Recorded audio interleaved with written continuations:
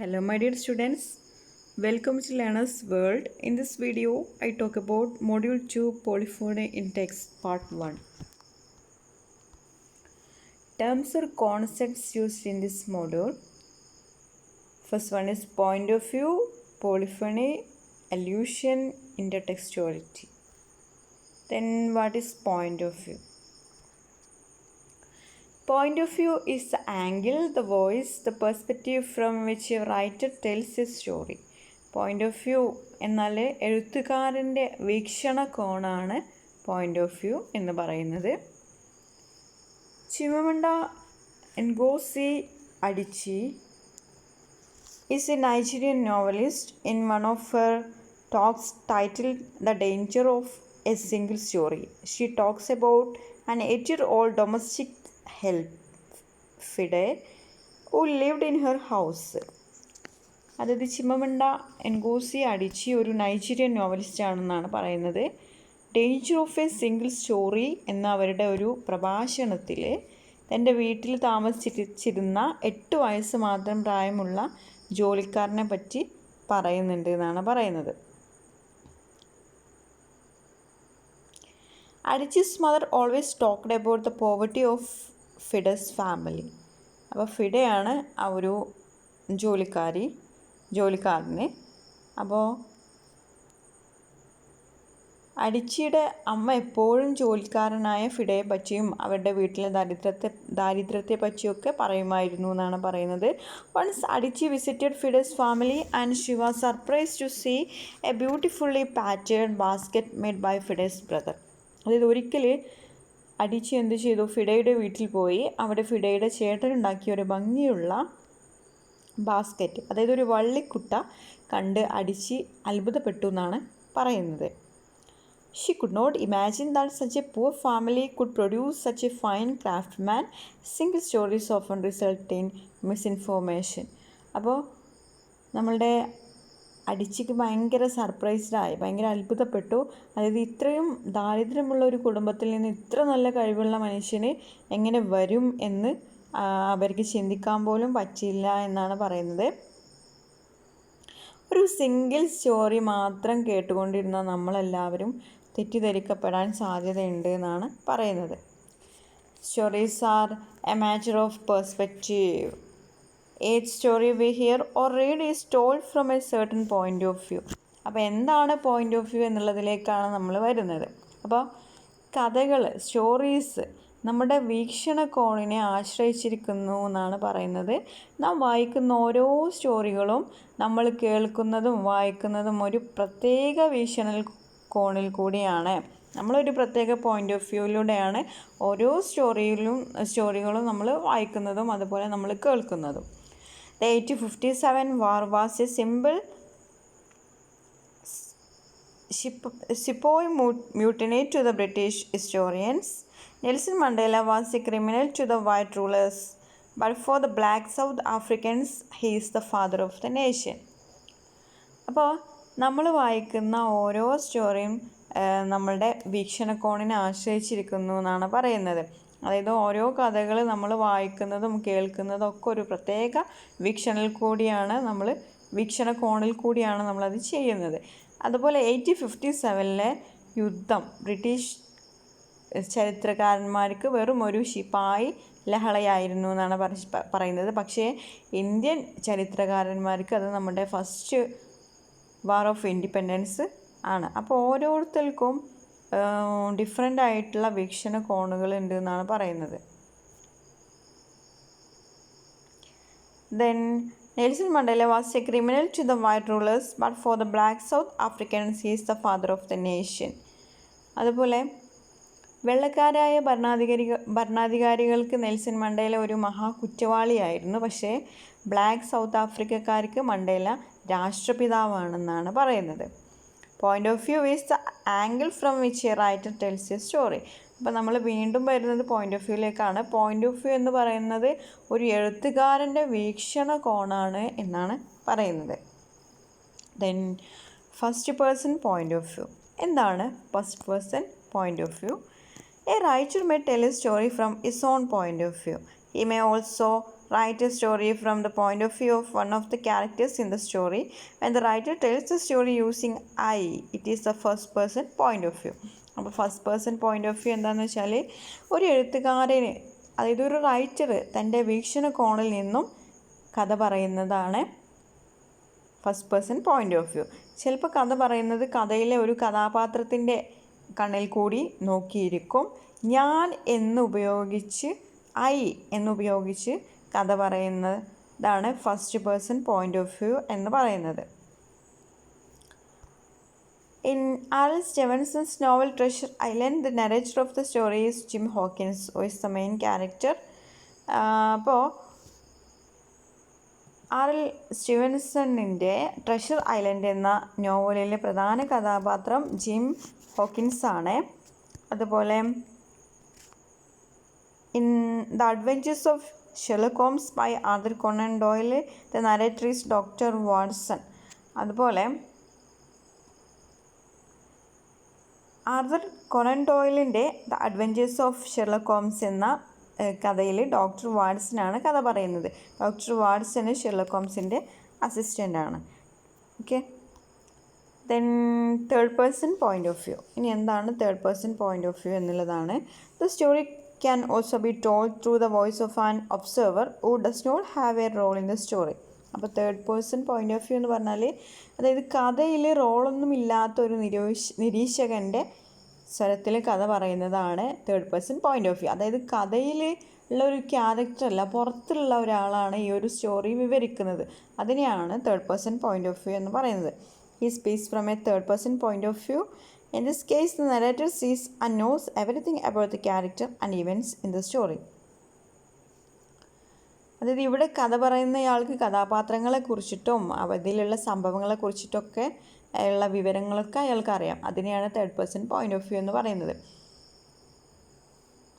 Okay, then the third person point of view is of two kinds. ഇനി third person point of വ്യൂവിനെ നമുക്ക് രണ്ട് രീതിയിൽ തരംതിരിക്കാൻ കഴിയും. First one is omniscient third person point of view and second one is limited third person point of view. അതായത് omniscient third person point of view എന്താണെന്ന് നോക്കാം. When the narrator knows everything, it is omniscient. അതായത് omniscient എന്ന് പറയുന്നത് കഥ പറയുന്ന ആൾക്ക് എല്ലാം അറിയാമെങ്കിൽ അത് omniscient third person point of view ആണെന്നാണ് പറയുന്നത്. അതായത് അതിലെ ആ ഒരു നോവലിലെ ക്യാരക്ടേഴ്സ് ആരൊക്കെയാണ്, അവരുടെ സ്വഭാവങ്ങൾ എന്തൊക്കെയാണ്, എന്തൊക്കെ ഇവൻറ്റ്സാണ് അവിടെ നടക്കുന്നത് എന്നുള്ളതിനെ കുറിച്ചിട്ട് എല്ലാം ഈ ഒരു നരേറ്റർക്ക് അറിയാമെന്നുണ്ടെങ്കിൽ അത് omniscient third person point of view ആണ്. But when he knows only the thoughts, feelings and actions of only one character, it is limited.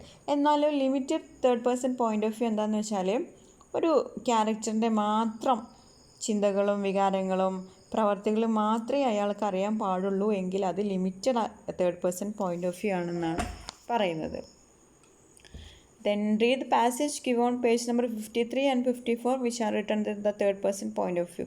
ഇപ്പോൾ നമ്മൾ പോയിൻ്റ് ഓഫ് വ്യൂ എന്താണെന്നുള്ളത് നോക്കി, അതുപോലെ first person point of view നോക്കി, അതുപോലെ second person നോക്കി, third person നോക്കി. തേർഡ് പേഴ്സൺ പോയിൻ്റ് ഓഫ് വ്യൂവിൽ നമ്മൾ omniscient third person point of view എന്താ നോക്കി, അതുപോലെ limited third person point of view നോക്കി. ഇനി നമ്മളുടെ ടെക്സ്റ്റ് ബുക്കിൽ ഒരു പാസേജ് കൊടുത്തിട്ടുണ്ട്, പേജ് നമ്പർ 53-ലും അതുപോലെ പേജ് നമ്പർ 54-ലും കൊടുത്തിട്ടുണ്ട്. അത് ആ ഒരു passage third person point of വ്യൂവിലാണ് എഴുതിയിട്ടുള്ളത്. അപ്പോൾ അതൊന്ന് റീഡ് ചെയ്യാനാണ് പറഞ്ഞിട്ടുള്ളത്. First passage from George Orwell's 1984. ആദ്യത്തെ പാസേജ് കൊടുത്തിട്ടുള്ളത് ജോർജ് ഓർവെലിൻ്റെ നോവലായിട്ടുള്ള 1984 നിന്നുള്ളതാണ്. അതൊന്ന് റീഡ് ചെയ്യാം. Winston hardly knew Tillotson. അപ്പോൾ ഇതിലുള്ള ക്യാരക്ടർ എന്ന് പറയുന്നത് വിൻസ്റ്റൺ ആണ്. ഓക്കെ,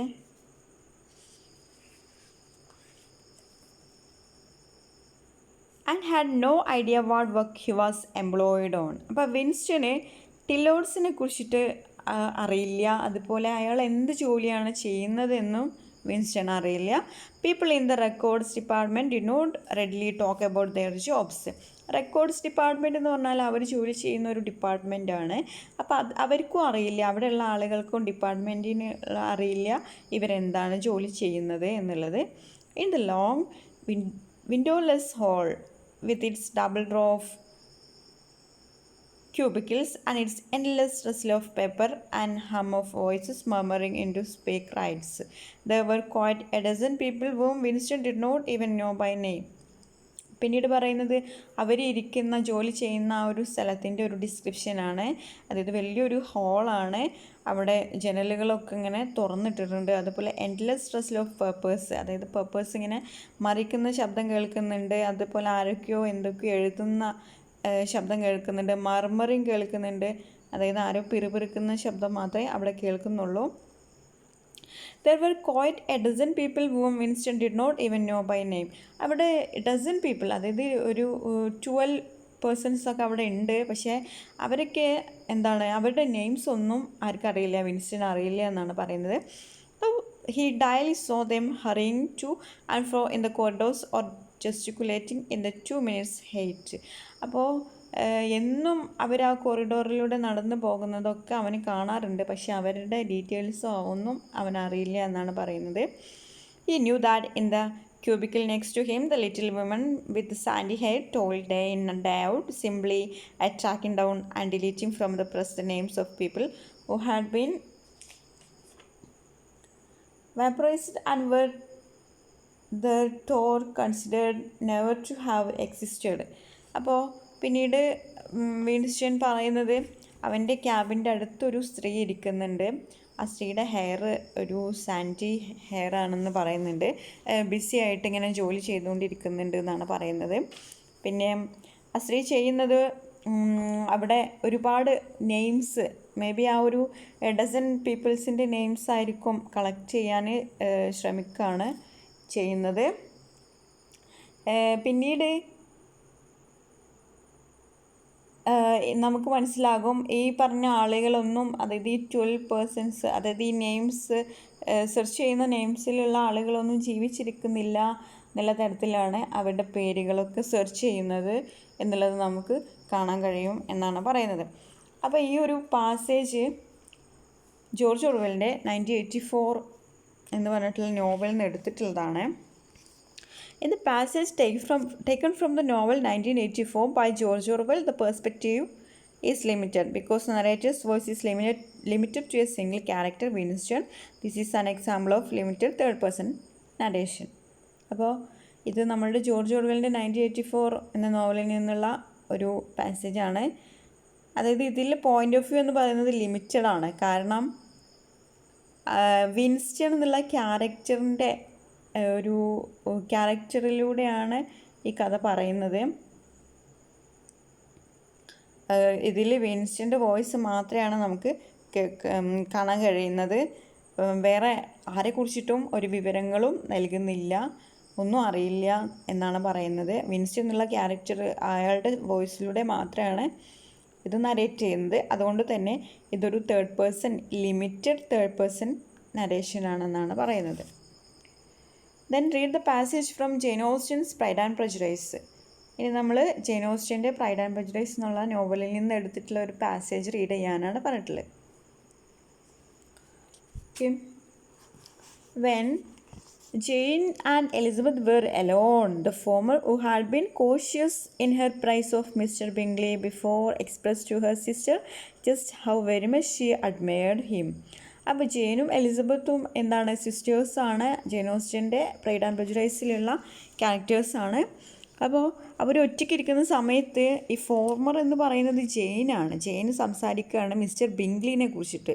അതായത് മിസ്റ്റർ ബിംഗ്ലീനെ പ്രശംസിച്ച് കൊണ്ട് പറയുകയാണ് അയാൾ നല്ല ആളാണ്, എനിക്ക് അയാളോട് ഭയങ്കര ഒരു അഡ്മിറേഷൻ, ആരാധനയാണ് എന്നുള്ള കാര്യങ്ങളൊക്കെ പറയുകയാണ്. He's just what a young man ought to be, said she, sensible, good-humoured, lively, and I never say such a happy man is. So much easy with such perfect good breeding. അപ്പോൾ ബിംഗ്ലീനെ കുറിച്ചിട്ട് നല്ല രീതിയിൽ describe ചെയ്യണം. അതായത് എന്തൊരു നല്ല മനുഷ്യനാണ് അയാൾ, സെൻസിബിളാണ്, ഗുഡ് ഹ്യൂമേർഡ് ആണ്, ഹാപ്പി ആയിട്ടുള്ള ഒരു ആളാണ്, ലളിതമായിട്ടുള്ള ഒരു മനുഷ്യനാണ് എന്നൊക്കെ പറഞ്ഞിട്ട് നമ്മളുടെ ജെയിന് വളരെയധികം പ്രശംസിച്ച് പറയാണ്. Is also handsome replied Elizabeth, which A young man ought likewise to be if he possibly can his character is thereby complete. അപ്പോൾ വീണ്ടും പറയണ അദ്ദേഹം ബിങ്ക്ലി ഭയങ്കര ഹാൻസം ആണെന്ന് പറയുന്നുണ്ട്. അതായത് ഒരു യുവാവിന് പറ്റിയ എല്ലാ കാര്യങ്ങളും ബിങ്ക്ലിയിൽ നമുക്ക് കാണാൻ കഴിയും. നല്ലൊരു മനുഷ്യനാണ് എന്നുള്ള കാര്യങ്ങളൊക്കെ അവർ പറഞ്ഞുകൊണ്ടിരിക്കുകയാണ് ജെയിന്. I was very much flattered by his asking me to dance a second time. I did not expect such a compliment. പിന്നീട് ജെയിന് പറയാണ്, ഞാൻ ആകെ സന്തോഷമായി, എന്നെ സെക്കൻഡ് ടൈമിൽ എന്നെ ഡാൻസ് ചെയ്യാൻ ബിങ്ക്ലി എന്നെ വിളിച്ചപ്പോൾ എനിക്ക് ഭയങ്കര അതൊരു സന്തോഷമാണ് നൽകിയത്. ഞാനത് ഒരിക്കലും ആ ഒരു കോംപ്ലിമെൻറ്റ് ഞാൻ എക്സ്പെക്റ്റ് ചെയ്തിട്ടുണ്ടായിരുന്നില്ല എന്ന് പറയുന്നുണ്ട്. Did not you, I did for you, but that is one great difference between us. Compliments always take you by a surprise and me never. അപ്പോൾ എലിസബത്ത് പറയണം, അത് നിന്നെ സംബന്ധിച്ചിടത്തോളം കോംപ്ലിമെൻറ്റ് ചിലപ്പോൾ നിന്നെ സന്തോഷവതിയാക്കും, എനിക്ക് സർപ്രൈസ് വെക്കാനും, പക്ഷേ എനിക്കതങ്ങനെയല്ല, എനിക്ക് കോംപ്ലിമെൻറ്റ് ഇഷ്ടമല്ല എന്ന് എലിസബത്ത് പറയാണ്. What could be more natural than his asking you again? He could not help seeing that you were about 5 times as pretty as every other woman in the room. അതായത് നിന്നെ വിളിച്ചത് ജെനിനോട് Elizabeth പറയാണ്, നീ അത്രയും pretty, അതായത് നീ അത്രയും beautiful ആയതുകൊണ്ടാണ് അത്രയും വുമണിൻ്റെ ഇടയിൽ നിന്ന് നിന്നെ മാത്രം വിളിച്ചത് എന്ന് എലിസബത്ത് പറയാണ്. No thanks to his gallantry for that. Well, he certainly is very agreeable and I give you leave to like him. You have like many a stupid person എന്നുള്ള കാര്യങ്ങൾ പറയാണ്. ജെയിൻ ഓസ്റ്റൻ്റെ പ്രൈഡ് ആൻഡ് പ്രെജുഡിസ് നിന്ന് എടുത്തിട്ടുള്ള ഒരു പാസേജാണിത്. In the passage taken from the novel Pride and Prejudice by Jane Austen, the narrator knows everything and thus it is omniscient third person point of view. അപ്പോൾ ഇത് നമ്മളുടെ ജെയിൻ ഓസ്റ്റൻ്റെ നോവലിൽ നിന്നെടുത്തൊരു പാസേജാണ്. അതായത് കഥ പറയുന്ന ആൾക്ക്, നരേറ്റർക്ക് എല്ലാം അറിയാം, അതുകൊണ്ട് ഇതൊരു ഓംനിഷ്യൻ്റ് ആണെന്നാണ് പറയുന്നത്. അതായത് എല്ലാം ആ ഒരു നരേറ്റർക്ക് അറിയാവുന്നത് കൊണ്ട് ഇതൊരു omniscient third person point of വ്യൂവിന് എക്സാമ്പിളാണ്. Then some stories may even use mixed point of view. ഇനി മിക്സഡ് പോയിൻ്റ് ഓഫ് വ്യൂ എന്താണെന്നുള്ളതാണ് പറയുന്നത്. അതായത് ചില കഥകളിൽ നമ്മൾ മിക്സഡ് പോയിൻ്റ് ഓഫ് വ്യൂ കാണാൻ കഴിയും. Home Fire is a novel by Kamila Shamsi, a Pakistani writer. The story is divided among 5 characters. അതായത് കമില ഷംസിയുടെ നോവലാണ് ഹോം ഫെയർ. ഒരു പാകിസ്ഥാനി റൈറ്ററാണ് കമില ഷംസി. ഹോം ഫെയർ അവരുടെ ഒരു നോവലാണ്. ഈ ഒരു കഥ 5 കഥാപാത്രങ്ങൾക്കിടയിൽ വിഭജിക്കപ്പെട്ടിരിക്കുന്നു എന്നാണ് പറയുന്നത്. It is written from the perspective of all the 5 characters and thus the novel uses the mixed point of view. അതായത് ഈ 5 പേരുടെയും വ്യൂ പോയിൻറ്റിൽ, കാഴ്ചപ്പാടിൽ നിന്നുമാണ് കഥ പറഞ്ഞിട്ടുള്ളത്. അതുകൊണ്ട് തന്നെ അതൊരു മിക്സഡ് പോയിൻ്റ് ഓഫ് വ്യൂവിന് എക്സാമ്പിളാണ് എന്നാണ് പറയുന്നത്. With this, the novelist is able to express a balanced view of things like love, jihadism, mixed loyalties in the family, nation and religious faith. അതായത് ഈ കാഴ്ചപ്പാടിലൂടെ, അതായത് ഈ ഒരു മിക്സഡ് പോയിൻ്റ് ഓഫ് വ്യൂയിലൂടെ കഥാകാരിക്ക് സ്നേഹം, ജിഹാദിസം, അതുപോലെ കുടുംബത്തിലെ വിവിധ തരം കടപ്പാടുകൾ, രാഷ്ട്രം, മതപരമായ വിശ്വാസങ്ങൾ എന്നിവയെ പറ്റിയിട്ടുള്ള കാഴ്ചപ്പാടുകളൊക്കെ വിവരിക്കാൻ പറ്റുന്നുണ്ട് എന്നാണ് പറയുന്നത്. The perspective a writer chooses is determined by his reasons for writing the book and how he wants his story to develop and how it should have an impact on the reading public. അതായത് ഒരു എഴുത്തുകാരൻ ഒരു കാഴ്ചപ്പാട് തിരഞ്ഞെടുക്കുന്നത്, അതായത് ഒരു point of view തിരഞ്ഞെടുക്കുന്നത് എന്തുകൊണ്ടാണ് എന്ന് വെച്ചാൽ, അദ്ദേഹം അത് എഴുതിയത് കഥ എങ്ങനെ പുരോഗമിക്കണം, അതുപോലെ വായനക്കാർക്ക് എന്ത് സന്ദേശമാണ് കൊടുക്കാൻ ഉദ്ദേശിക്കുന്നത് എന്നിങ്ങനെയൊക്കെ ആശ്രയിച്ചിരിക്കും. അതിനൊക്കെ ആശ്രയിച്ചിട്ടാണ് പോയിൻ്റ് ഓഫ് വ്യൂ ഡിസൈഡ് ചെയ്യുന്നത് എന്നാണ് പറയുന്നത്. Even when a story merely gives the point of view of one character, the voices of the other characters also come out in the narrative. അതായത് പ്രധാനമായും ഒരു കഥാപാത്രത്തിൻ്റെ കാഴ്ചപ്പാടാണ് കഥയിലുള്ളതെങ്കിലും മറ്റുള്ളവരുടെ കാഴ്ചപ്പാടും അതിൽ പ്രതിഫലിക്കും എന്നാണ് പറയുന്നത്. For example, Chinua Achebe's Things Fall Apart uses the third person omniscient point of view. അതിനുള്ള ഒരു ഉദാഹരണമാണ് ചിനുവ അച്ചബെയുടെ തിങ്സ് ഫാൾ അപ്പാർട്ട് എന്ന നോവല് തേർഡ് പേഴ്സൺ ഒംനിഷ്യന്റ് കാഴ്ചപ്പാടിലാണ്, പോയിന്റ് ഓഫ് വ്യൂയിലാണ് എഴുതിയിട്ടുള്ളത്.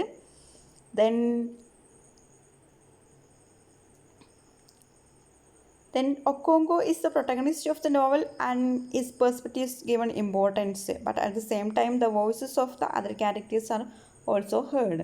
അതായത് അതിലൊരു പ്രധാന കഥാപാത്രമാണ് ഒക്കോങ്കോ. അയാളുടെ കാഴ്ചപ്പാടിനാണ് നോവലിൽ പ്രാധാന്യം കൊടുത്തിട്ടുള്ളത്, പക്ഷെ മറ്റുള്ള കഥാപാത്രങ്ങളുടെ വോയിസ് നമുക്ക് കേൾക്കുന്നുണ്ട് എന്നാണ് പറയുന്നത്. Hence novel is called dialogic and polyphonic by critics. അതുകൊണ്ട് തന്നെ ആ നോവലിനെ ഡയലോജിക് എന്നോ അല്ലെങ്കിൽ പോളിഫോണിക് എന്നോ ഒക്കെ നിരൂപകർ വിലയിരുത്തുന്നുണ്ട് എന്നാണ് പറയുന്നത്. These terms were used by Russian critic Mikhail Bakhtin in his analysis of the works of Dostoevsky, the famous Russian novelist.